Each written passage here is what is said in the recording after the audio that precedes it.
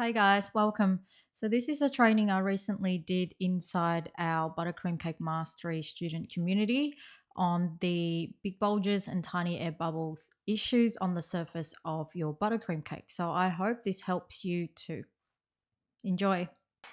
Hey guys, so I thought it'd be easier for me to jump on here and go through this problem, this big air bubble problem that Frances have been posting about. I'm sure a lot of you would have come up against this issue before. So I want to explain the different scenarios as to how this could happen.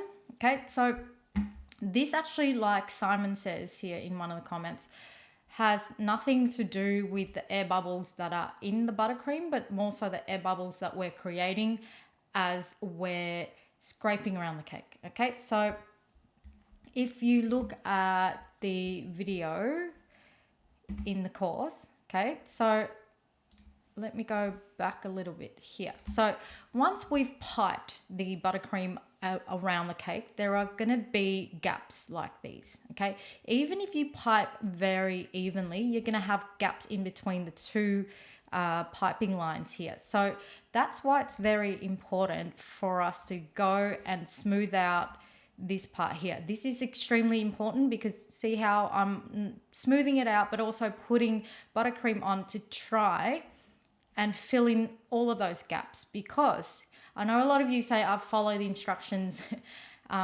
exactly, but you might have missed this. Okay, so I know that in the video it doesn't really do that for long, but you have to really spend the time to make sure that you fill in all of these gaps, because if any of them are not filled in, what you're going to do when you scrape that buttercream, right, is you're going to be smoothing that buttercream over those gaps. And so on the surface, it will look like that hole is filled, but in the back of it, there's still a hole that is now trapped behind it. Does that make sense? So if you just kind of smoothing over these gaps, just kind of gently, don't spend too much time on it, what you could potentially do is just smoothing the buttercream over the surface of that hole, and therefore trapping that big air bubble in the back of it. So you really have to spend the time, as I said here, to fill in these gaps completely so that there are no air pockets being trapped at the back. Okay, so that is one of the biggest cause of those really, really big air bubbles that you see here. All right, now I'm going to go into troubleshooting Frances's particular scenario. Now, from the questions that I've asked her, okay, she's given me a few pieces of information, and one of it is that the cake was covered while it was cold. So what happens when you crumb coat a cake and then you put it in the fridge to set? If you do that for 15 minutes, it's okay. But if the cake is too cold, right, when we're trying to cover, remember when I said in the course, you're supposed to make the buttercream 25 degrees so that it's soft, right? Now, if the cake's cold, you're going to pipe buttercream around it. And as you're piping, the cold cake's going to start setting the buttercream that is touching the cake, right? So once it gets to you scraping, your buttercream is no longer cold in certain areas, especially the areas that is directly touching the cold cake.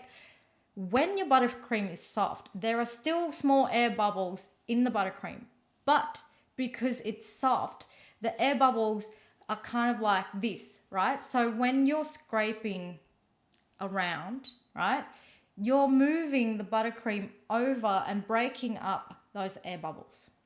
But if your cake is cold and it's already starting to set the layer of buttercream that's touching the cold surface, what you're doing, right, is you're scraping, but the air bubbles are now more rigid because it's cold. The buttercream around the air bubbles are cold. Does that make sense?